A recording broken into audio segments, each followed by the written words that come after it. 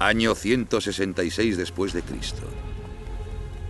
Varios mercaderes romanos, cuyos nombres se han perdido en la historia, están a 8.000 kilómetros de casa. Durante 2 años han cruzado océanos, montañas y desiertos para llegar más allá de la India, hasta una tierra de la que han oído hablar solo en susurros. Donde termina el mar, en alguna parte, en la última tierra del mundo, existe un gran estado interior. China. Son los primeros romanos que pisan la capital china, Luoyang.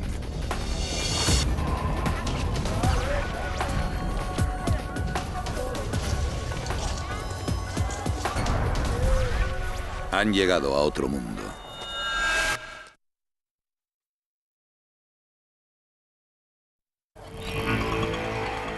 Luoyang, China. A 8.000 kilómetros de Roma.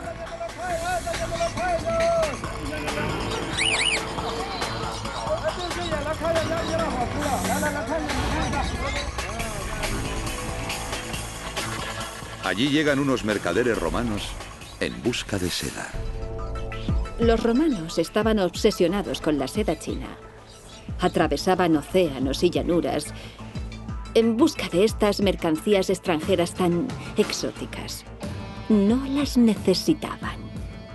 Iban a buscarlas porque las querían.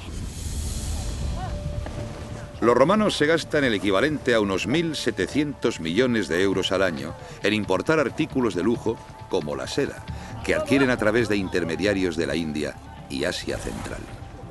No saben de dónde sale la seda, ni cómo se fabrica. Piensan que crecen los árboles. La manufactura de la seda se considera un secreto de Estado en China. Ningún tejedor de seda puede compartir sus conocimientos con un extranjero. China es consciente del valor de su seda como bien para la importación. China ha guardado el secreto durante 3.000 años. Hoy en día ya no es ningún secreto. La seda es un tejido natural que tejen los gusanos de seda. Las larvas producen un solo hilo para fabricar su crisálida. Hacen falta 2.000 gusanos de seda para producir medio kilo de seda. Durante los siguientes 300 años, China continúa siendo el mayor exportador de seda del mundo.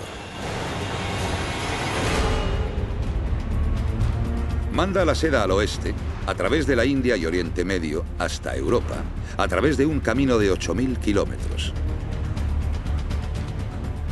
La ruta de la seda.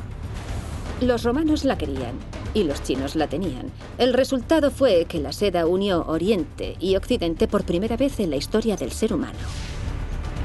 La ruta de la seda se convierte en un canal a lo largo del cual se mueven en ambas direcciones mercancías, personas, ideas, ejércitos y religiones.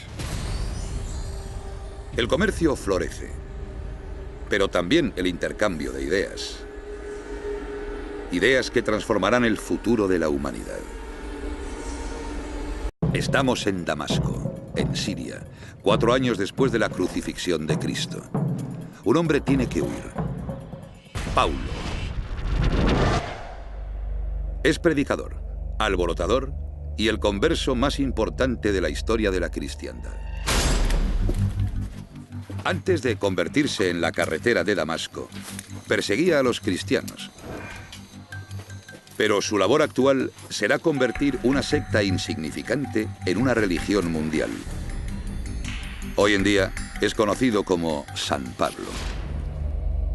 Era un hombre apasionado, un hombre con agallas. La justicia persigue ahora a Pablo por predicar que Cristo es el Mesías. Los líderes judíos lo consideran un hereje, los romanos un alborotador. Si lo cogen, lo ejecutarán.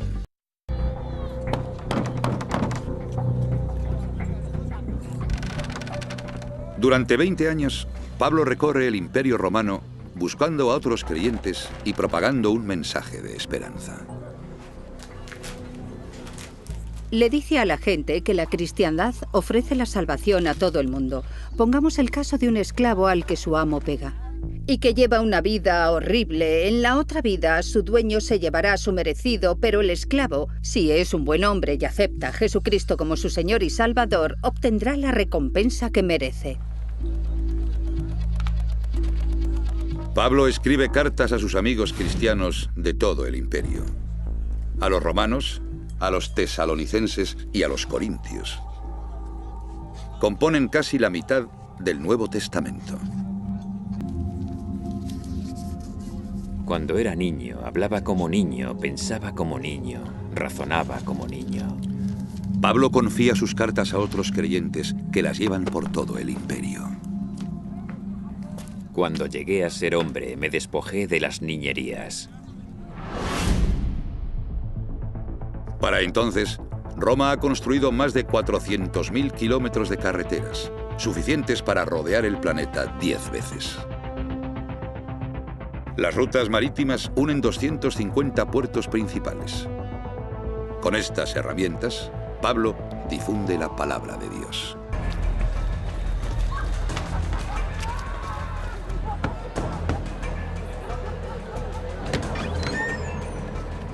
...150 años después, a las afueras de Cartago, uno de los mayores puertos del Imperio Romano, se reúne en secreto un grupo de cristianos.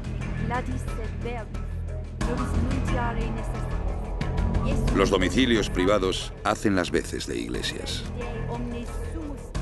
En un principio, la cristiandad era un movimiento religioso que seguían los más pobres, los esclavos y muchas mujeres. En resumidas cuentas, todo aquel que no tenía voz en la sociedad romana encontraba un hueco en el movimiento cristiano.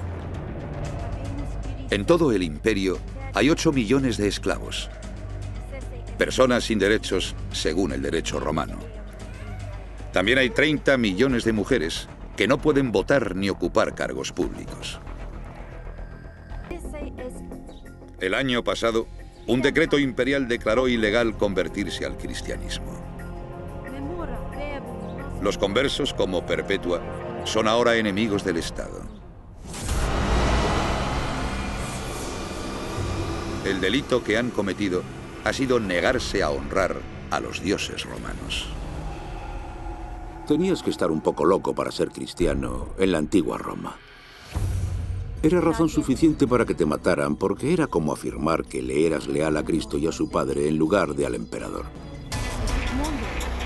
Tenías que estar siempre pendiente de quién tenías detrás, pensando si alguien te estaba siguiendo o sabe alguien que si soy cristiano. Tenías que acabar paranoico. Te tenía que dar miedo hablar con la gente abiertamente. El imperio tenía su policía secreta, los Frumentari. Utilizaba una red de informadores para dar con los disidentes.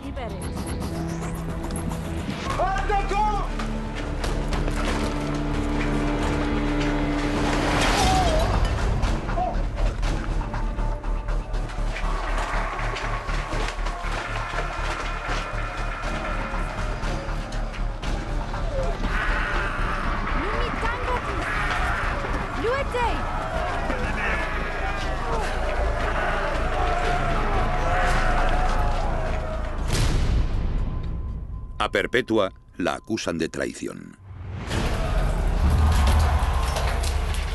La mandan a prisión a la espera de conocer cuál será su destino.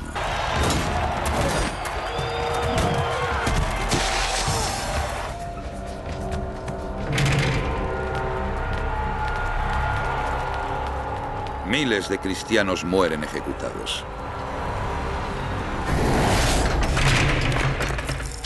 Se los considera mártires. Sin embargo, cuantos más cristianos mata Roma, más adeptos gana esta religión. En 100 años, el número de seguidores pasa de 200.000 a 6 millones. 1 de cada 10 habitantes del imperio es cristiano.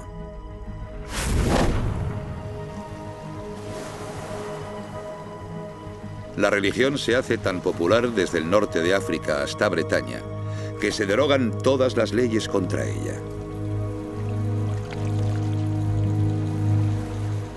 Entonces, llega un momento histórico.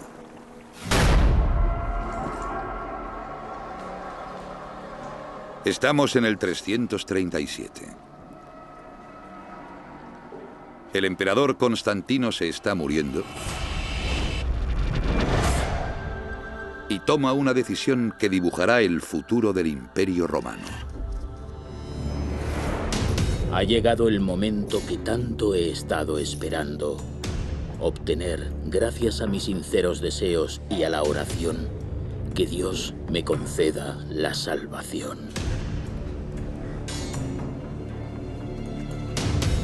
El hombre más poderoso del mundo occidental recibe el bautismo. Durante 400 años, el Imperio Romano ha reprimido, criticado y hasta perseguido a la cristiandad. Ahora está bien ser cristiano. Cuando Constantino recibe el bautismo, todo el imperio se decanta por el cristianismo. A partir de entonces, todo el que quiere triunfar en política o en los negocios tiene que ser cristiano. Surge una nueva capital del cristianismo en el Imperio de Oriente. Constantinopla, la actual Estambul. En el centro se erige una iglesia mayor que cualquier templo de Roma. Hagia Sofía, la iglesia de la Santa Sabiduría.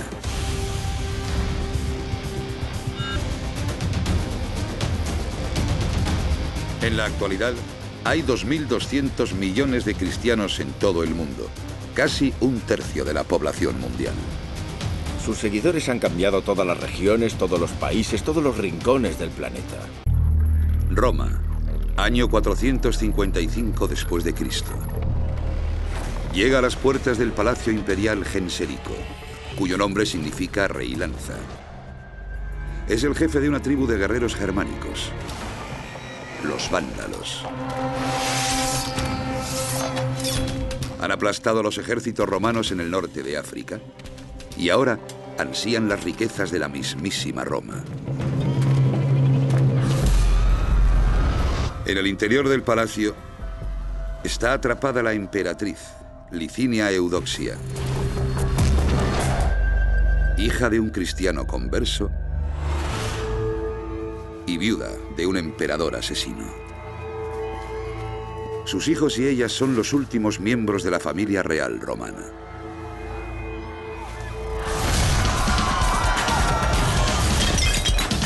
La capital imperial es presa de los ataques. Gobernar los destinos de un cuarto de la población mundial ha llevado al imperio al límite.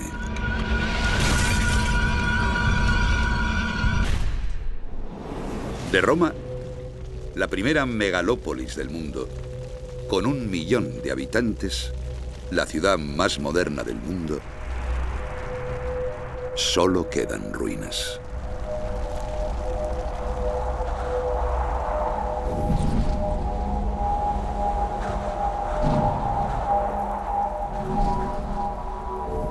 El imperio se desmorona.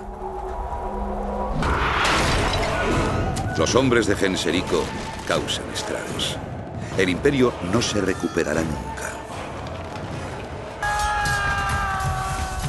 Sin embargo, los vándalos no son salvajes.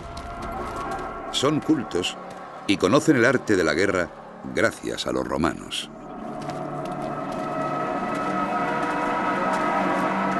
Cuando los vándalos llegaron a Roma, ya habían estado viviendo en el Imperio Romano muchísimo tiempo. Quizá hablaran latín, ya que habían servido en el ejército y luchado al lado de los soldados romanos. Fueron mercenarios contratados por el Imperio Romano. Genserico lleva combatiendo a los romanos desde su adolescencia y ahora tiene a su alcance el premio que se merece.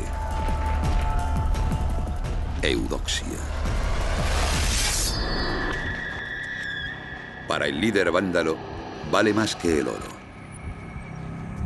Que la emperatriz sea su rehén le dará mucho prestigio.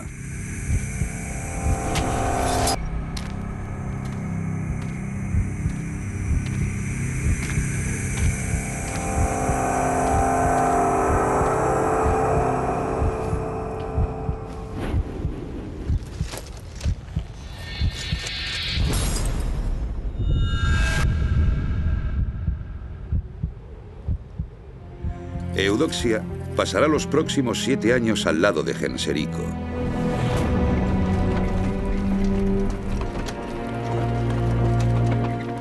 Y su hija tendrá que casarse por obligación con el hijo de Genserico. La emperatriz romana esclavizada por un bárbaro.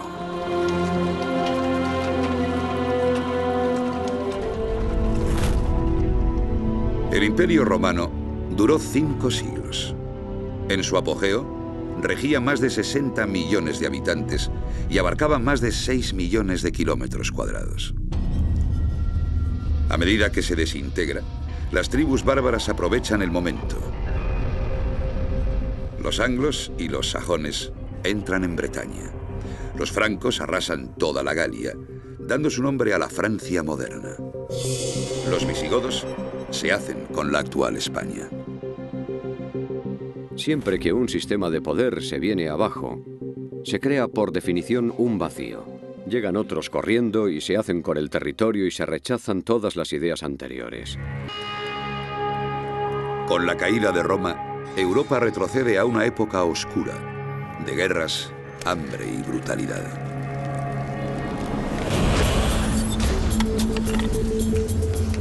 Muchos avances esenciales de la vida romana se pierden durante siglos. La tecnología de construcción de acueductos, el uso de la moneda, en algunas partes hasta la escritura.